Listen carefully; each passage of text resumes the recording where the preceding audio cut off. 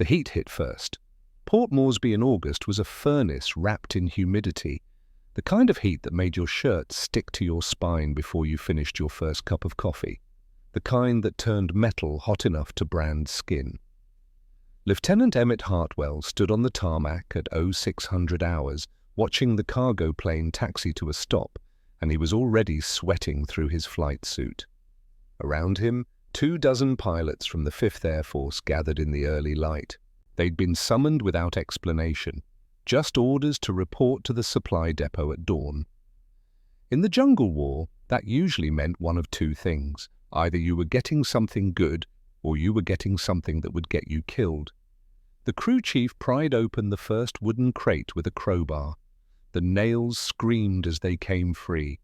Emmett leaned in with the others, expecting to see what they always saw: 500-pound demolition bombs, incendiary clusters, something heavy, something that looked like it could win a war.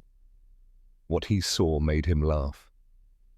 The crate was packed with small metal cylinders, tiny things, each one maybe 2 feet long, painted olive drab, weighing no more than a sack of flour.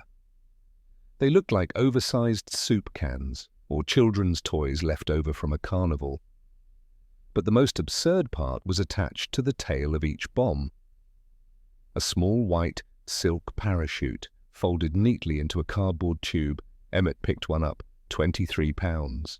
Light enough to carry with one hand. He turned it over, examining the simplicity of the design, the fragmentation casing, the contact fuse, the ridiculous little parachute that made the whole thing look like something you'd buy at a county fair. "You've got to be kidding me." The words came from Captain Lewis standing beside him, a veteran with a year of combat under his belt and a face that had stopped smiling months ago. "They want us to fight the Japanese with party favors." Laughter rippled through the group. Dark laughter, the kind that comes when you've been asked to do the impossible so many times that the absurd becomes funny. "Confetti bombs," someone said. "Maybe we're supposed to throw them out the window." Emmett didn't laugh with them. He was doing the math. 23 pounds of explosive, dropped from altitude that would barely scratch the paint on a Japanese Zero. The revetments protecting enemy aircraft at their airfields were built to withstand bombs 10 times this size. This wasn't a weapon. This was an insult. He set the parafrag back in the crate and walked away. The briefing room was a corrugated metal shed that baked in the sun like an oven. Emmett took his seat in the back, arms crossed, waiting for someone to explain why they'd wasted fuel bringing toys to the front lines. Brigadier General Cornelius Garrett entered without ceremony. He was a short man with a crew cut gone grey and eyes that looked like they'd seen every mistake the Army Air Corps had ever made. He didn't waste time with pleasantries. "Gentlemen, we're losing." He pulled the curtain back from the map board. New Guinea stretched across it, a green nightmare of mountains and jungle. Red circles marked Japanese airfields. There were dozens of them.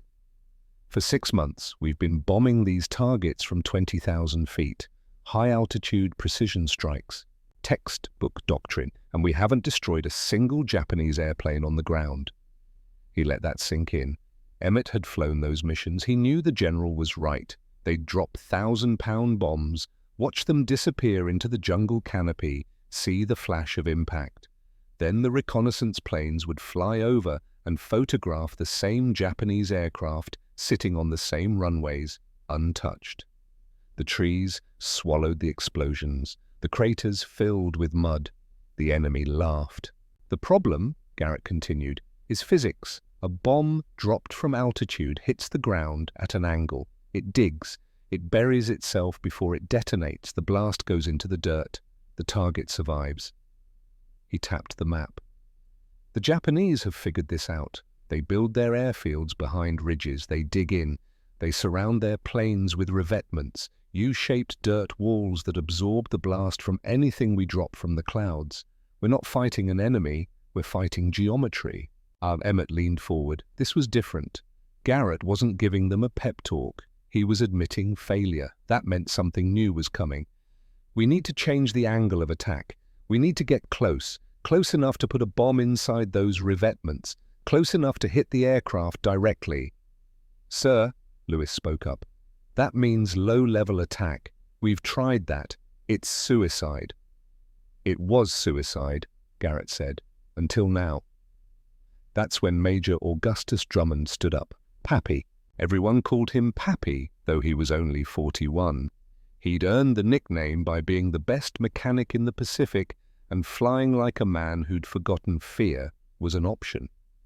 He was the one who'd been modifying B-25 Mitchells in unauthorized ways for months, adding guns, stripping weight, turning bombers into something the engineers back in the States wouldn't recognize. Pappy walked to the front and picked up one of the parafrag bombs. "This," he said, holding it up, "is the solution to a problem you don't understand yet." He set it on the table. "When you drop a conventional bomb from treetop level, you die. The bomb hits the ground, detonates, and the blast wave travels upward faster than your aircraft can fly away. The explosion catches your tail. You become debris. Physics." He pulled the parachute from the tube. "But this parachute changes everything. When the bomb leaves your aircraft, this deploys instantly. It creates drag, massive drag. The bomb stops moving forward and drops straight down. Meanwhile, your aircraft at 200 miles per hour keeps going. By the time the bomb hits the ground, you're 300 yards away, outside the kill radius." Emmett stared at the white silk in Pappy's hands. "The parachute is a brake," Pappy continued. "It separates the weapon from the delivery vehicle. It turns a suicide run into a tactical strike. And because the bomb falls vertically instead of at an angle, it detonates on top of the target, not beside it, not buried in the dirt, on top." He looked directly at Emmett. 23 pounds is more than enough to shred an aircraft if it detonates at waist height. The casing is pre-scored. It fragments into 360 degrees of steel shrapnel. It doesn't dig a crater. It cuts everything in a circle. Tires, fuel tanks, hydraulic lines, human beings. The room was silent. "It's not a sledgehammer," Pappy said. "It's a scalpel." Emmett felt something shift in his understanding. He'd been looking at the parafrag wrong. It wasn't about the size of the explosion, it was about where the explosion happened, precision over power. But there was still a problem. "Sir," Emmett said, "even with the parachute, flying at deck level means flying through every anti-aircraft gun the Japanese have. They won't need radar, they'll just point and shoot." General Garrett smiled for the first time. "Which is why we're not just changing the bombs, we're changing the aircraft." The hangar bay doors rolled open. The B-25 Mitchell sitting inside looked wrong. The glass nose was gone. The bombardier position, the plexiglass bubble where a man would normally crouch with a Norden bomb sight, had been removed entirely. In its place, someone had bolted a solid metal nose cone, and inside that nose Emmett could see the barrels. 12 .50 caliber machine guns, 6 mounted in the nose cone itself, fixed to fire straight ahead, 4 more in blister packs on the sides of the fuselage, 2 in the top turret. The B-25 had been transformed from a precision bombing platform into something that looked like it was built to ram through walls. Pappy climbed up onto the wing. "A standard fighter has 6 guns," he said. "This has 12. When the pilot presses the trigger, it fires 150 rounds per second. The recoil is so violent it slows the aircraft down in mid-air. The vibration will rattle your teeth, but it will also turn the ground in front of you into dust." He patted the nose. "This is how we suppress anti-aircraft fire. We fly in low, line abreast, every aircraft firing at once. We create a wall of lead that forces every gunner on the ground to put his head down, and in those 3 seconds, while they're trying not to die, we pass overhead and drop the parafrags." And Emmett walked closer, examining the gun installation. The engineering was brutal, functional. The guns were fed by massive ammunition belts running back into the fuselage. There was no elegance here, just firepower. "We're turning bombers into fighters," Lewis said quietly. "We're turning them into chainsaws," Pappy corrected. General Garrett stepped forward. "Gentlemen, I'm ordering a maximum effort strike on the Wewak airfield complex. Intelligence shows the Japanese are massing a strike force there, over 200 aircraft. If we hit them on the ground, we can break their air power in New Guinea in a single morning." He paused. "We launch at 0300 tomorrow, low and fast, every modified strafer we have, every parafrag in the inventory. This is not a test. This is the mission." Emmett felt his stomach tighten. Tomorrow, less than 24 hours to learn how to fly a completely different kind of warfare. "Dismissed," Garrett said. "Training starts now." The next 12 hours were a crash course in madness. Emmett climbed into the cockpit of a gun-nose Mitchell for the first time and immediately felt the difference. The aircraft was nose-heavy. The weight of 12 machine guns and their ammunition changed the balance. It flew like a truck with a brick tied to the front bumper. "Take her up," Pappy's voice crackled over the radio. He was flying wing, teaching by example. Emmett pushed the throttles forward. The twin Wright Cyclone engines roared. The bomber lurched down the runway, gathering speed slowly, reluctantly. It didn't want to fly, it wanted to plow through the earth like a tank, but it lifted, barely. They climbed to 500 feet, then Pappy's voice came again. "Now take her down, treetop level, hold it there." Emmett pushed the yoke forward. The altimeter unwound. 400 feet, 300, 200, 100. At minimum altitude, the world changed. The jungle rushed past in a green blur. Trees became individual threats instead of a distant carpet. The ocean, when they reached the coast, was a sheet of blue that looked close enough to touch. The propellers kicked up spray, misting the windscreen. At this height, there was no margin for error. A sneeze could kill you. A moment of inattention meant flying into a mountain you didn't see coming. Emmett's hands were locked on the yoke, knuckles white, heart hammering. "Good," Pappy said. "Now hold it steady and press the trigger." Emmett found the firing button on the yoke. He pressed it. The world exploded. 12 .50 caliber machine guns opened fire at once. The sound wasn't a rattle, it was a sustained roar, a mechanical scream that shook the entire airframe. The recoil was like hitting a wall at full speed. The aircraft bucked. The nose wanted to pitch up from the force. Tracer rounds lanced out ahead, drawing red lines through the air, converging on a point 1,000 yards away. Emmett held the trigger for 3 seconds. When he released it, his arms were shaking. "You feel that?" Pappy asked. "I felt it. That's what suppresses anti-aircraft fire. That's what keeps you alive." They flew for 2 more hours. Low-level passes over the ocean. Gun runs on floating targets. Simulated bomb drops where Emmett had to judge the exact moment to release, knowing the parafrag would deploy and fall straight down while he flew on. It was the hardest flying he'd ever done. By the time they landed, the sun was setting. Emmett's flight suit was soaked through. His hands ached. His head pounded from the noise and the vibration and the relentless concentration required to stay alive at minimum altitude. But he understood now. He understood why the parafrag worked. He understood why the guns mattered. He understood that what General Garrett was asking them to do wasn't suicide. It was calculated violence. That night, the final briefing, the intelligence officer pulled back the curtain on the reconnaissance photographs. Wewak. 4 separate airstrips carved out of the jungle, and on those strips, parked in neat rows, the evidence. Zeros. Dozens of them. Mitsubishi A-6M fighters, the most feared aircraft in the Pacific, sitting wingtip to wingtip like toys in a showroom.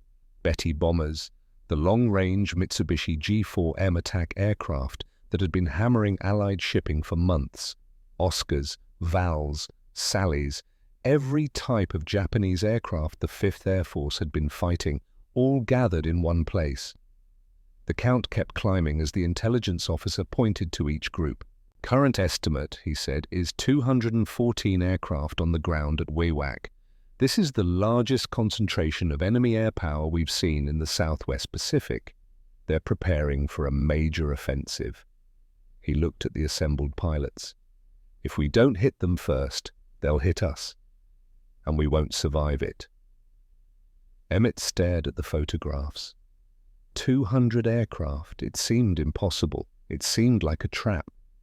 But it also seemed like an opportunity. General Garrett stood. Launch is 0300. Formation assembly over Port Moresby at 0400. We cross the Owen Stanley Mountains in darkness. Radio silence the entire way. First light, we hit them. He looked at each man in the room. Bring every parafrag we have. I want their airfield to look like it snowed. Dismissed. Emmett walked back to his tent in the darkness. Around him, the jungle made its night sounds. Insects, birds, things moving through the undergrowth. The kind of sounds that used to keep him awake when he first arrived in New Guinea. Now he barely noticed them. He sat on his cot and pulled out the technical diagram Pappy had given him. The parafrag, the release mechanism, the way the parachute deployed. He studied it by flashlight, tracing the engineering with his finger. 23 pounds, a white silk parachute, and the courage to fly close enough to make it count. He thought about the laughter that morning, the mockery, the jokes about toys and party favors. It felt like a lifetime ago, because now he understood what the other pilots didn't yet. This weapon wasn't a joke, it was a revolution. Tomorrow, they would prove it. Emmett folded the diagram and placed it in his flight jacket pocket. He lay back on the cot, staring at the canvas ceiling of the tent. Sleep would be difficult. It always was before a mission. But he didn't need sleep. He needed dawn. At 0200 hours, the wake-up crew came through the camp. Emmett was already dressed. He'd been awake for an hour, going through his pre-flight ritual, checking his survival knife, loading his sidearm, writing a quick letter home that said nothing about where he was going or what he was about to do. Just the usual. I'm fine, the weather is terrible. I'll write more soon. He walked to the mess tent and drank black coffee that tasted like engine oil. Around him, other pilots sat in silence. Some ate, most just stared at their cups. Sergeant Fletcher Kane found him there. Lieutenant Hartwell, your bird's ready. Emmett nodded and followed the crew chief out to the flight line. The B-25 sat waiting in the darkness. Ground crew were making final checks, loading ammunition belts into the gun feeds, wiping oil from the cowlings. In the bomb bay, Emmett could see the shapes of the parafrag bombs, stacked in clusters, wire lanyards connecting them to the release mechanism. Fletcher handed him a flashlight. I packed 48 parafrags in there, sir. Every inch of space. When you flip that switch, it's going to look like a blizzard behind you. Emmett climbed up onto the wing and looked into the bomb bay. 48 little bombs with 48 white parachutes. It looked chaotic. It looked desperate. It looked like exactly what they needed. Trust the silk, Lieutenant, Fletcher said. I checked every chute myself. I trust it, Emmett said, and he meant it. Engines were starting across the airfield.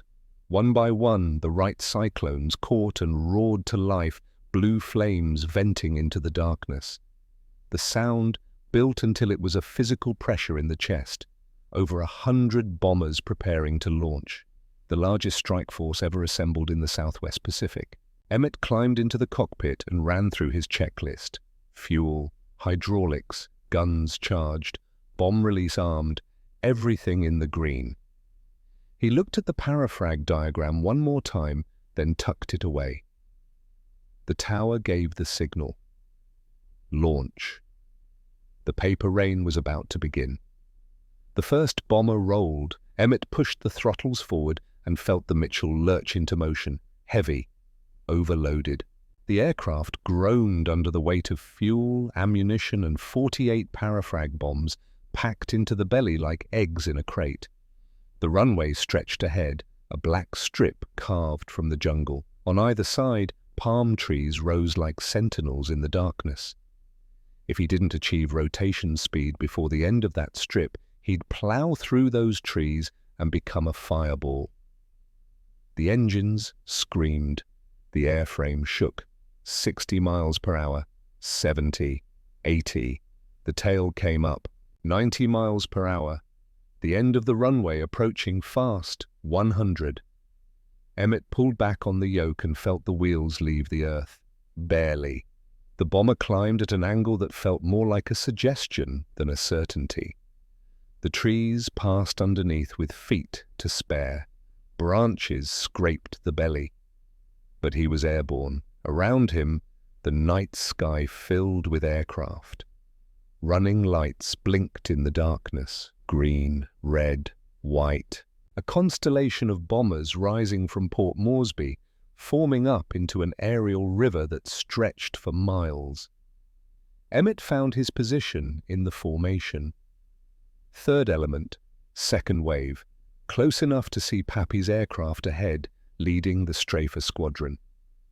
Radio silence. No chatter, just the throb of 100 Wright Cyclone engines beating the air into submission. They climbed. The altimeter unwound slowly. 1,000 feet, 2,000 feet. 2. The city lights of Port Moresby disappeared behind them. Ahead, rising from the darkness like the spine of a sleeping dragon, the Owen Stanley Mountains waited. Emmett checked his instruments. Fuel flow, oil pressure, manifold pressure, everything nominal. He looked back through the small window into the fuselage. The bombs were there, silent, waiting. He thought about the physics again. The parachute deploying, the bomb dropping straight down, the aircraft speeding away. On paper, it worked perfectly, but paper didn't account for wind shear, for turbulence, for a parachute tangling in the tail surfaces and turning the Mitchell into a tumbling coffin. "Trust the silk," Fletcher had said. Emmett gripped the yoke tighter. The mountains rose ahead like a wall of black. 10,000 feet of rock and jungle and weather that killed pilots as efficiently as any Japanese gun.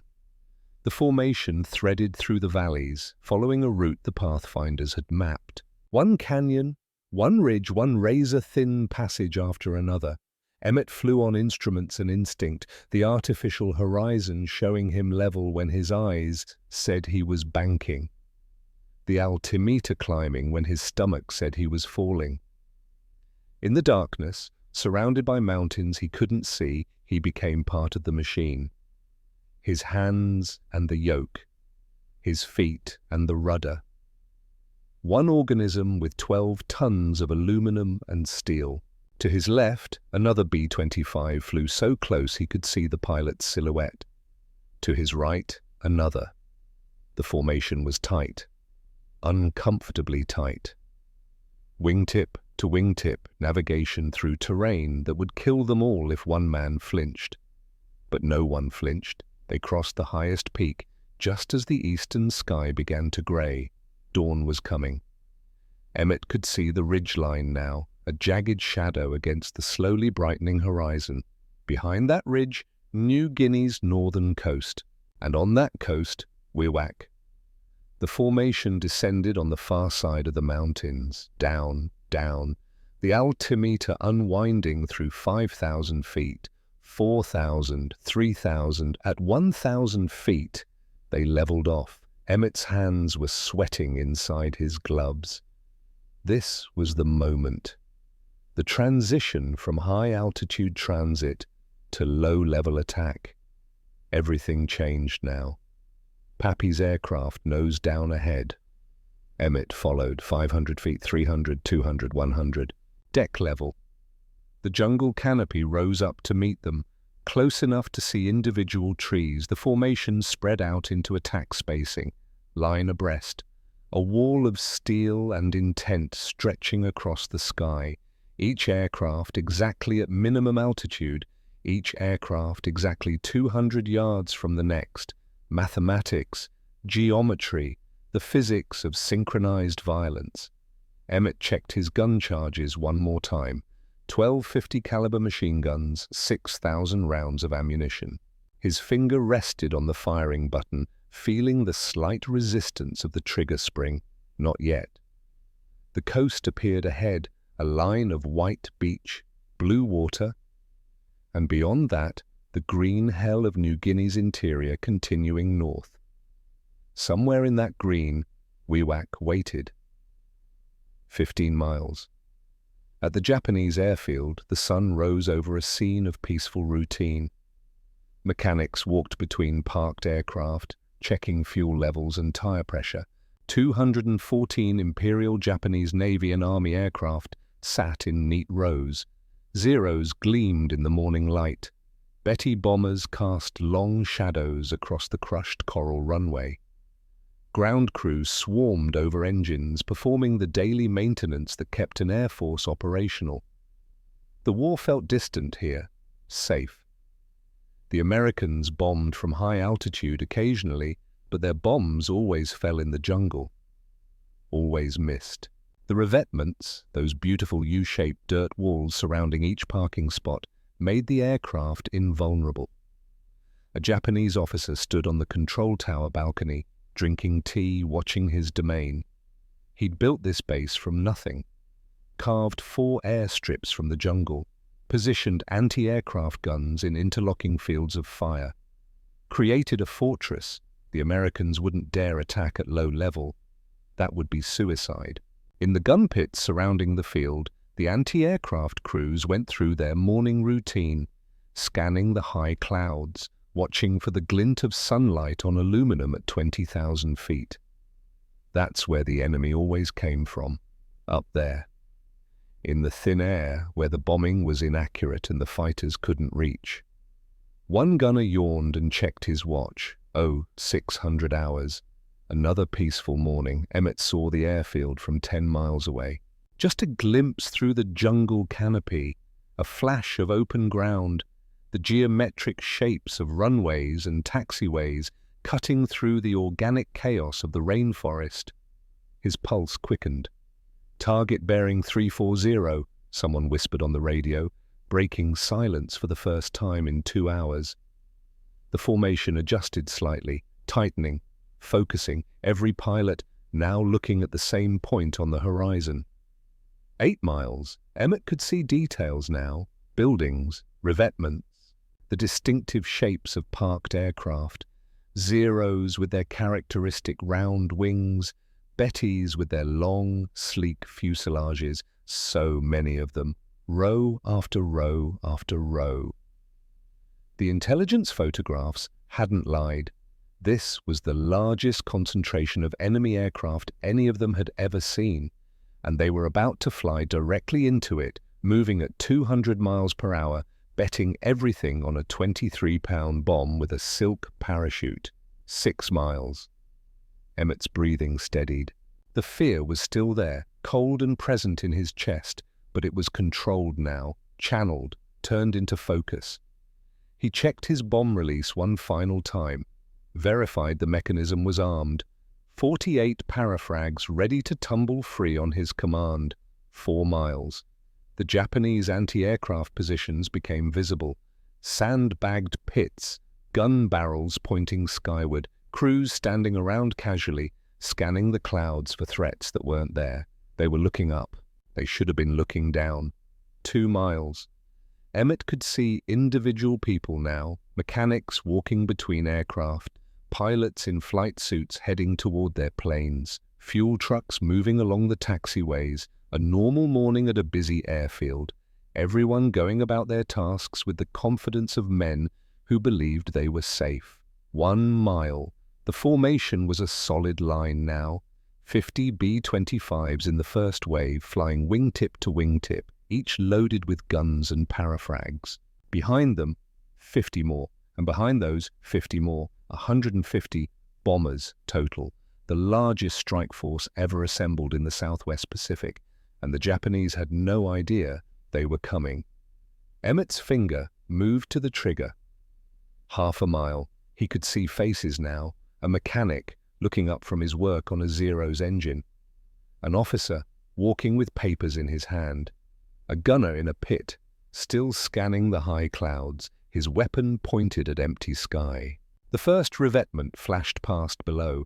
Emmett saw the Japanese gunner finally look down, saw his eyes go wide, saw him start to swing his weapon toward the noise. Too late. Pappy's aircraft opened fire first. The sound was like tearing metal. 12 .50 caliber machine guns erupting at once. Tracers lanced out, red streaks of light that converged on the ground ahead. The impacts churned earth and shredded sandbags and cut through the gunner who'd been too slow to react. Then the aircraft to Pappy's left opened fire, and the one beside that, and the one beside that. Emmett pressed his trigger. The Mitchell bucked like a horse kicking. The nose guns roared. The recoil was massive, a physical force that slowed the aircraft, that shook every rivet, that made his teeth clatter together. Tracers streamed ahead, drawing lines of fire through the morning air. The ground in front of him exploded. Dirt fountained, a wooden barracks disintegrated. A fuel truck detonated in a ball of orange flame. The .50 caliber rounds walked across the airfield like a scythe, cutting everything in their path. Japanese soldiers scattered, running, diving into foxholes, trying to escape the storm of lead that was turning their base into hell. But there was nowhere to hide. 50 aircraft, 12 guns each, 600 machine guns firing simultaneously. The noise was beyond description. It was a physical pressure. A wave of sound and fury that turned the air itself into a weapon. Emmett held the trigger down. 3 seconds, 4, 5. The barrels were smoking, the empty casings were ejecting in a golden stream, bouncing through the fuselage behind him. The tracers were so thick they looked like a solid curtain of fire. And then he was over the first line of parked aircraft. Zeros sat in their revetments, wings folded, helpless. Betty bombers gleamed in the sun, fuel trucks positioned beside them, mechanics frozen in shock. Emmett's thumb moved to the bomb release. Now, he pressed it. In the belly of the Mitchell, 48 wire lanyards pulled taut. 48 parafrag bombs tumbled free, falling into the slipstream. The little white parachutes deployed with a sound like sails catching wind. Emmett looked back through the small rear window and saw them. Dozens of white silk canopies blooming behind his aircraft, delicate, ghostly, drifting down toward the parked Japanese planes like dandelion seeds on a breeze. Time seemed to slow. The bombs hung in the air, suspended by their parachutes, falling vertically while Emmett's aircraft sped away at 200 miles per hour. The separation was perfect, the physics working exactly as Pappy had said it would. 300 yards, 400, 500. Emmett was clear of the blast radius. The first parafrag touched down on the wing of a Betty bomber. The contact fuse triggered. 23 pounds of high explosive detonated. The blast wasn't huge, not compared to a 1,000-pound bomb, but it didn't need to be huge, it needed to be precise. The pre-scored metal casing of the parafrag shattered into hundreds of razor-sharp fragments. Steel shrapnel expanded in a perfect sphere, moving at supersonic speed. The fragments tore through the Betty's thin aluminum skin like paper. They punctured the fuel tank in the wing. Aviation gasoline ignited. The bomber didn't burn, it vanished. One moment it was there, a sleek aircraft worth $20,000 and countless hours of engineering. The next moment it was a fireball, a rolling mass of orange and black that consumed everything within 30 feet. The explosion threw burning fuel onto the Zero, parked beside it. That aircraft's fuel tank ruptured. Another fireball. Then the second parafrag landed, and the third, and the fourth. Emmett couldn't count them, there were too many. The entire airfield behind him was erupting, each white parachute drifting down, each bomb finding a target, each explosion triggering another. Chain reaction. A parafrag landed in the open cockpit of a Zero. The fighter disintegrated from the inside, the canopy blowing outward in a shower of glass, the wings separating from the fuselage and cartwheeling across the tarmac. Another bomb dropped onto a fuel truck. The vehicle exploded with such force that it flipped over, spilling burning gasoline across 3 parked aircraft. All 3 ignited simultaneously. A parafrag hit the engine of a Betty bomber. The explosion severed the wing mounting. The wing fell off. The fuselage collapsed. The tail broke in half. The destruction was surgical, precise, devastating, and the parachutes kept falling. Behind Emmett's aircraft, 47 other B-25s were dropping their loads. Thousands of white silk canopies filled the air above Wewak. Thousands of 23-pound bombs drifting down into the densely packed aircraft parking areas. The revetments, those U-shaped dirt walls that were supposed to protect the planes, became kill boxes. The parafrag fell straight down into them from above. The walls that blocked horizontal blasts did nothing against vertical strikes. The bombs landed directly on the aircraft, directly on the fuel tanks, directly on the engines and cockpits and ammunition stores. Emmett pulled up slightly, gaining altitude to clear the far end of the airfield. He looked back. Wewak was burning. Black smoke rose in columns so thick they merged into a single pillar visible for 50 miles. Fires spread across the ground. Secondary explosions rocked the base as ammunition dumps cooked off. Rockets launched wildly into the air, corkscrewing through the smoke. Bombs detonated in their storage bunkers, adding to the chaos. And still the parachutes descended like a funeral procession from the sky. The second wave of B-25s was coming in now. 50 more aircraft, 600 more machine guns, thousands more parafrags. The Japanese anti-aircraft gunners who'd survived the first strafing run were climbing back into their pits now, manning their weapons, trying to fight back, trying to put up a curtain of flak that would stop the attackers. But they were too late. The second wave's guns opened fire. The gunners were forced back down into their holes, pressing their faces into the dirt, trying to survive the hurricane of 50 caliber rounds that turned their sandbagged positions into dust. And while they cowered, the second wave dropped their bombs. More parachutes, more chain reactions, more aircraft turning into scrap metal and fire. Emmett's radio crackled to life. "My God," someone whispered. "It's working. It's actually working." It wasn't just working, it was exceeding every projection, every hope, every desperate calculation they'd made in the briefing room. The toy bombs were winning the war. Emmett looked ahead. The ocean was approaching. The formation was regrouping, climbing to altitude, heading for home. Behind them, Wewak continued to burn. He thought about the laughter yesterday morning, the mockery, the jokes about party favors and confetti. No one was laughing now. His hands were shaking on the yoke. Adrenaline, relief, the desperate joy of being alive when death had been so close. He'd flown through a fortress of anti-aircraft fire at suicide altitude and survived. He'd dropped bombs that looked like toys and watched them destroy millions of dollars of enemy equipment. The parafrag had worked. The parachute had saved his life. The innovation had defeated the doctrine.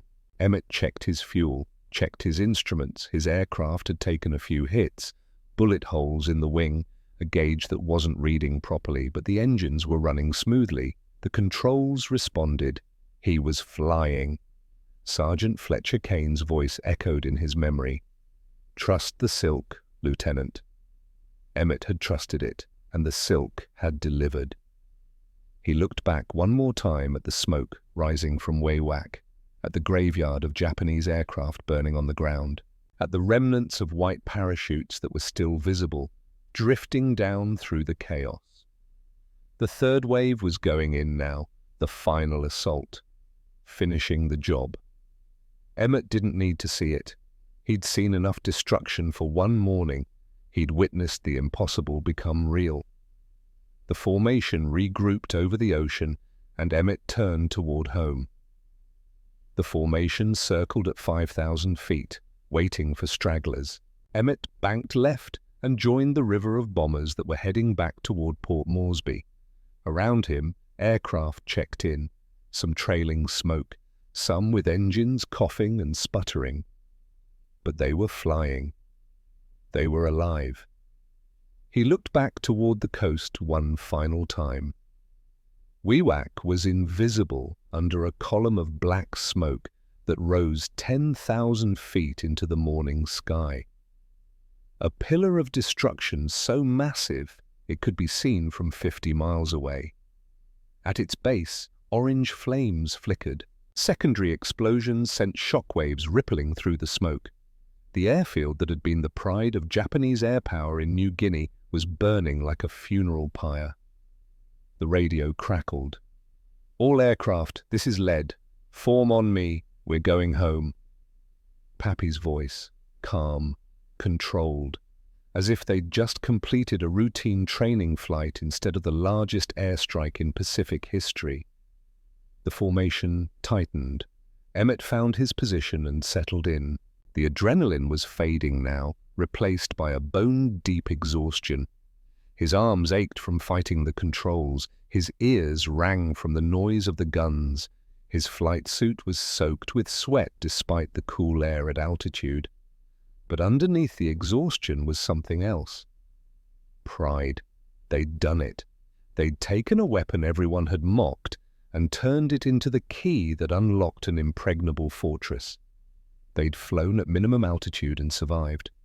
They'd proved that innovation could defeat tradition, that courage combined with engineering could change the outcome of a war. The flight back to Port Moresby took 2 hours. 2 hours of watching the fuel gauges drop. 2 hours of listening to engines that had been pushed beyond their limits. 2 hours of wondering if the damaged aircraft would make it home or fall into the jungle. But one by one, they made it. Emmett saw the airfield first. That familiar strip of crushed coral carved from the green. Home. Safety. The place where this impossible morning had started. He dropped his landing gear and felt the satisfying thunk of the wheels locking into place. The Mitchell settled onto the approach. Steady, controlled. The kind of landing that looked easy but required every ounce of concentration he had left. The wheels touched. The aircraft rolled. Emmett let out a breath he didn't know he'd been holding. Sergeant Fletcher Kane was waiting on the tarmac, along with dozens of other ground crew. They were counting, watching each bomber land, keeping tally of who came back and who didn't. Emmett taxied to his revetment and shut down the engines. The sudden silence was overwhelming. After hours of engine noise and wind and gunfire, the quiet felt unnatural. He sat in the cockpit for a moment, hands still on the yoke, staring at nothing. It was over. It had been. Fletcher appeared at the wing, climbing up to help him out. "Welcome back, sir. How'd she handle?" Emmett looked at his crew chief, at this man who'd loaded 48 parafrag bombs into the belly of the Mitchell and promised they would work. Like a dream, Fletcher, like an absolute dream. He climbed out and his legs nearly gave way. The ground felt strange, solid, unmoving.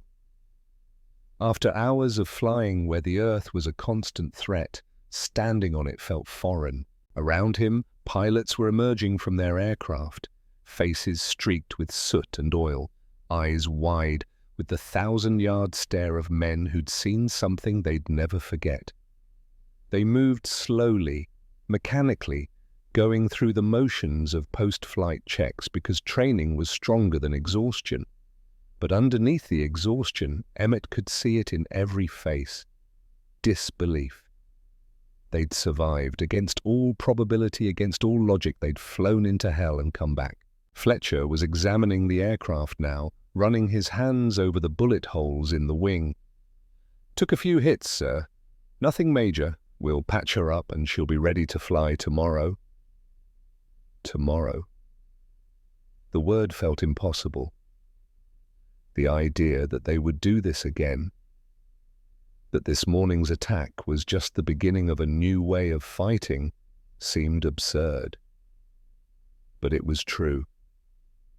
Emmett walked toward the operations building on legs that felt like rubber. Other pilots joined him. No one spoke. They were too tired for words, too overwhelmed by what they'd just done. The operations officer met them at the door. "Recon birds are back. Photos are being developed now. General Garrett wants everyone in the briefing room in 30 minutes. 30 minutes to process the impossible. 30 minutes to understand what they'd accomplished." Emmett found a water can and drank until his stomach hurt.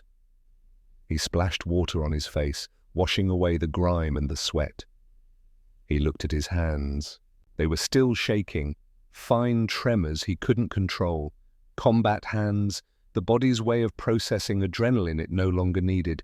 He walked to the briefing room early, sat in the back, closed his eyes.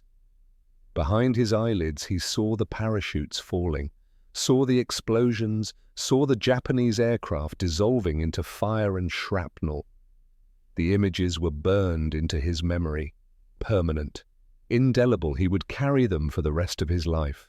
The briefing room filled slowly. Pilots took their seats in silence. The energy was different from yesterday.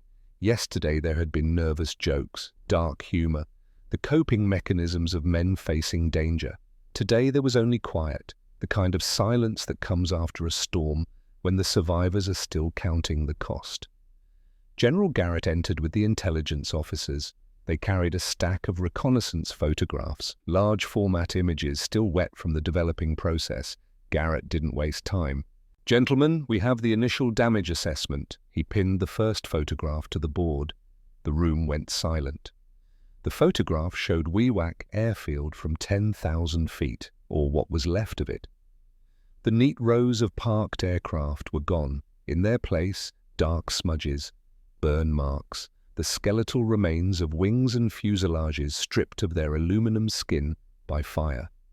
The intelligence officer stepped forward with a magnifying glass. "We're still conducting the full count, but preliminary numbers are as follows." He pointed to clusters of wreckage. "Here, revetment Charlie 7, 2 zeros confirmed destroyed, completely burned. Only the engine blocks remain." He moved the glass. "Charlie 8, 1 Betty bomber, catastrophic fuel fire, wings separated, tail section melted." He continued across the photograph, methodically identifying each destroyed aircraft. His voice was clinical, professional, but there was an edge of awe underneath the professionalism. "Charlie 9, 3 zeros, chain reaction from a single parafrag. All 3 fuel tanks ignited simultaneously." The count climbed. 10 aircraft, 20, 30. The intelligence officer moved to the second photograph, a different section of the airfield. Delta sector. The concentration here was particularly dense. 18 Betty bombers parked wingtip to wingtip, 14 confirmed destroyed, 3 severely damaged. 1 possibly salvageable, 40 aircraft, 50, 60. Emmett leaned forward. He was watching history being documented, watching the impossible become fact. The intelligence officer's voice continued, steady and relentless. "Echo sector. This is where the Val dive bombers were stationed. 21 Vals, all destroyed. The parafrag pattern here was textbook. Vertical strikes directly onto the aircraft. The revetments provided zero protection, 70 aircraft, 80, 90. The room was completely silent now. Even the sound of breathing seemed loud. The intelligence officer pinned up the third photograph. The final sector. "This is the fighter concentration, the primary zero parking area." He moved his magnifying glass slowly across the image.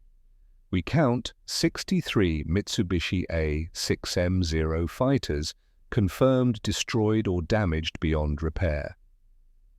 63 zeros, the most feared fighter aircraft in the Pacific. The plane that had dominated the sky over Pearl Harbor, over the Philippines, over every battle in the opening years of the war. 63 of them reduced to burning wreckage in 15 minutes. The intelligence officer stepped back. Total count: 117 Japanese aircraft destroyed, 38 severely damaged, 11 possibly salvageable but requiring major repair. He looked at the assembled pilots. In 15 minutes of combat, you destroyed more enemy aircraft than the 5th Air Force has destroyed in the past 6 months combined. The number hung in the air. 117. It seemed impossible. It seemed like someone had made a mistake in the counting, but the photographs didn't lie. The burned wrecks were there. The evidence was irrefutable. General Garrett stood. "Gentlemen, what you accomplished this morning will be studied for decades. You didn't just win a battle, you fundamentally changed the nature of air warfare." He walked to the front of the room. The parafrag bomb, the weapon you mocked, the toy you laughed at, it just became the most effective anti-aircraft weapon in the Pacific theater. And it did so because you had the courage to trust the engineering, to fly at minimum altitude, to believe that innovation could defeat doctrine. He paused. The Japanese will never recover from this. We've broken their air power in New Guinea. We've eliminated their ability to strike at our forces, and we've done it with a 23-pound bomb that looks like something you'd buy at a carnival. Emmett felt something shift in the room. The exhaustion was still there. The trauma of combat would take time to process. But underneath it all, a new emotion was emerging. Vindication. They'd been right to trust Pappy, right to believe in the parafrag, right to take the risk. Garrett continued, "I'm authorizing immediate production of 10,000 more parafrag bombs. Every B-25 in the Pacific will be converted to the Strafer configuration. This is now our standard doctrine: low-level attack, suppressive fire, vertical delivery." He looked directly at Emmett. "Lieutenant Hartwell, you were one of the first to question the parafrag. What's your assessment now?" Emmett stood, every eye in the room turned toward him. He thought about the question, about the journey from mockery to belief, about watching the white parachutes fall and the Japanese aircraft burn. "Sir, I was wrong." His voice was steady. "I thought the parafrag was too small, too light. I thought we needed bigger bombs, heavier bombs, the kind of weapons that look like they can win a war." He paused. "But size doesn't matter, precision matters." The parafrag put explosives exactly where they needed to be, on the wings, on the fuel tanks, on the engines. It turned every bomb into a surgical strike instead of a random blast. He looked around the room at the other pilots. "I don't want the 1,000-pounders anymore. I want the parafrags. I want the toys, because those toys just won the war." The room erupted. Pilots stood, applauding, shouting agreement. The transformation was complete. The skeptics had become believers. The mockers had become advocates. Emmett sat down, feeling the weight of emotion in his chest: pride, relief, gratitude for men like Pappy, who'd had the vision to see what others couldn't. General Garrett raised his hand for silence. "There's one more thing. We've received word from MacArthur's headquarters. They want a full report on the parafrag tactics. They want to implement this across the entire Pacific theater. What you did this morning is going to become the template for every airstrike from here to Tokyo." He smiled, a rare expression on his weathered face. The toy bomb just changed history. 3 days later, another mission briefing. But this time, the mood was different. The pilots entered the room with confidence instead of dread. They knew what worked now. They'd seen the proof. Crates of parafrag bombs lined the walls. Thousands of them, fresh from the supply depot, each one with its white silk parachute carefully packed. Emmett looked at them with something close to affection. These little bombs had saved his life, had proven that American ingenuity could overcome any obstacle. Pappy walked in and stood at the front of the room. Tomorrow we're hitting Borum Airfield. Same tactics, same weapons, but this time the Japanese know we're coming. They'll be ready. They'll have their guns pointed down instead of up." He paused. "Are you ready?" Every hand in the room went up. Emmett raised his hand with the others. No hesitation, no doubt. He was ready. They all were. The war would continue for 2 more years. There would be more missions, more targets, more risks. But the tide had turned at Wewak. The Japanese would never again feel safe on their own airfields. They would live in fear of the moment when the trees would part and the silver bombers would appear, flying impossibly low, guns blazing, white parachutes falling from the sky. The 5th Air Force became known as the Commerce Destroyers. They strangled Japanese supply lines, sank ships, destroyed convoys, cut the enemy army off from food and ammunition and left them to die in the jungle. And they did it with the Parafrag, the toy that won the war, 70 years later. Lieutenant Emmett Hartwell retired from the Air Force in 1965 as a full colonel. He'd flown 247 combat missions, trained 3 generations of pilots in low-level strike tactics, written the manual on parafrag deployment that every aviator still studied. He'd seen the B-25 Strafer evolve from an experimental modification into the standard ground attack platform of the Pacific War. He'd watched the parafrag concept influence weapons development for decades.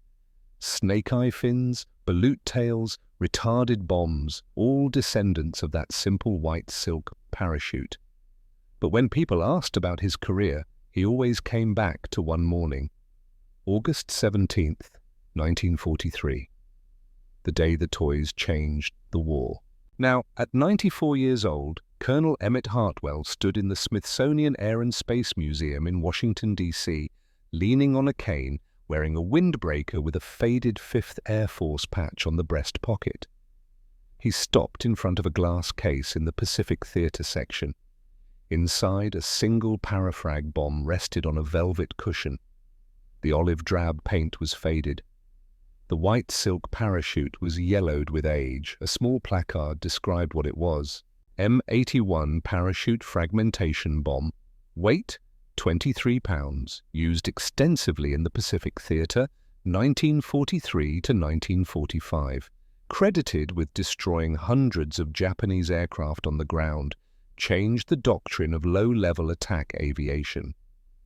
Most visitors walked past without stopping. They were drawn to the larger exhibits, the P-51 Mustang hanging from the ceiling, the B-29 fuselage, the dramatic displays with videos and sound effects.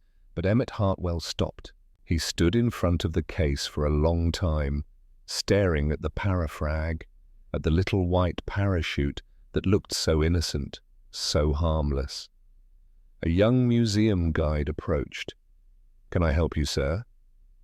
Emmett didn't turn. "I flew with these," he said quietly. "I was 24 years old, August 17th, 1943. Wewak." The guide's eyes widened. "You were there, at the Wewak raid?" Emmett nodded slowly. "We mocked it, called it a toy, said it looked like something from a carnival." He reached out, fingers almost touching the glass. "Then I dropped 48 of them and watched them destroy more aircraft in 15 minutes than we'd destroyed in 6 months of high-altitude bombing." His voice was soft, distant, speaking to ghosts only he could see. The parachute was the genius. That little piece of white silk. It separated us from the blast. It turned the bomb vertical. It made precision possible at suicide altitude. He stepped back from the case. "People walk past this exhibit every day. They don't understand what they're looking at. They see a small bomb, a toy." He turned to the guide. "But I see the weapon that changed the war. I see innovation defeating doctrine. I see proof that sometimes the smallest things can have the biggest impact." The guide nodded respectfully. "Thank you for your service, Colonel Hartwell." Emmett smiled, a sad, distant expression. "Thank the engineers. Thank the men like Pappy Drummond who believed in the parafrag when everyone else laughed. They're the real heroes. He turned to leave, his cane tapping on the polished floor. But he stopped after a few steps, looked back at the exhibit one more time. "Trust the silk," he whispered. "That's what my crew chief told me. Trust the silk." He touched 2 fingers to his forehead in a half salute. Then Colonel Emmett Hartwell, veteran of 247 combat missions, turned and walked slowly toward the museum exit. His footsteps echoed in the hall, each tap of his cane marking the passage of time, the distance between that terrified 24-year-old lieutenant and the man he'd become. The parafrag remained in its case, silent, patient, a 23-pound bomb with a white silk parachute. The toy that looked like a joke. The toy that killed 63 Zeros and 54 bombers in 15 minutes. The toy that changed the war. And in that glass case it waited for the next person who might understand what it represented. Not just a bomb, but a revolution. A reminder that innovation always defeats doctrine. That courage always beats fear. That precision always trumps power. And that sometimes the smallest weapons carry the biggest lessons.